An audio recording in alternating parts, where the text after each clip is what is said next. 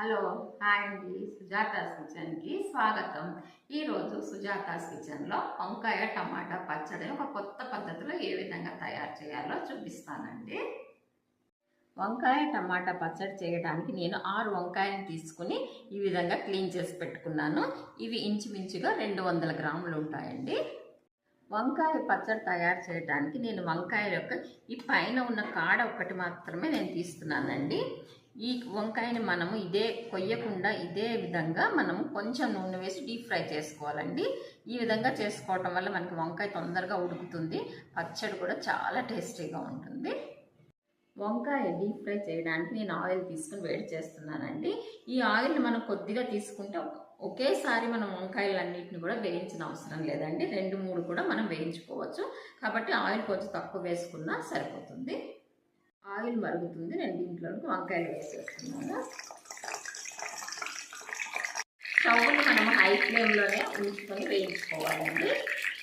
ఈ విధంగా వేగిన తర్వాత మనకి వంకాయ ఉడికిందో లేదో తెలుసుకోవాలంటే ఒక చాకు తీసుకుని ఈ విధంగా గుచ్చుకుంటే తెలిసిపోతుంది. చూసారా, వంకాయ మెత్తగా ఉడికిపోయింది. వీటిని నేను తీసివేస్తున్నాను.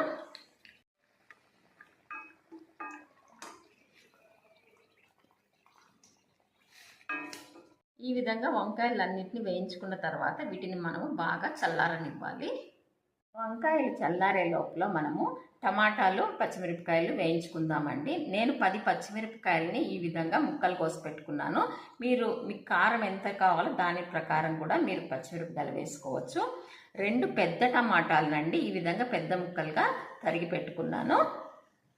పచ్చిమిరపకాయలు, టమాటాలు వేయించడానికి నేను ఒక పెద్ద టేబుల్ స్పూన్ తోటండి 1 స్పూన్ ఆయిల్ వేస్తున్నాను.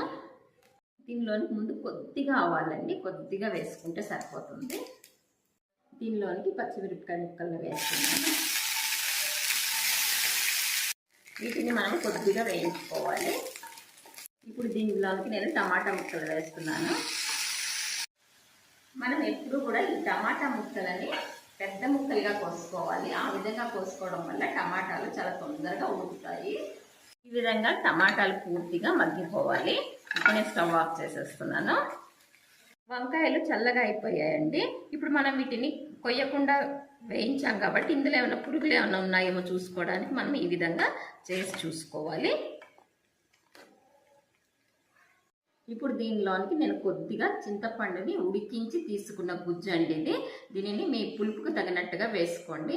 మనం ఎప్పుడు కూడా పచ్చళ్ళల్లో డైరెక్ట్గా చింతపండు వేసే కంటే కూడా చింతపండుని ఉడికించి ఈ విధంగా గుజ్జు తయారు చేసుకుని వేసుకున్నట్లయితే పచ్చళ్ళన్నీ కూడా చాలా టేస్టీగా ఉంటాయండి.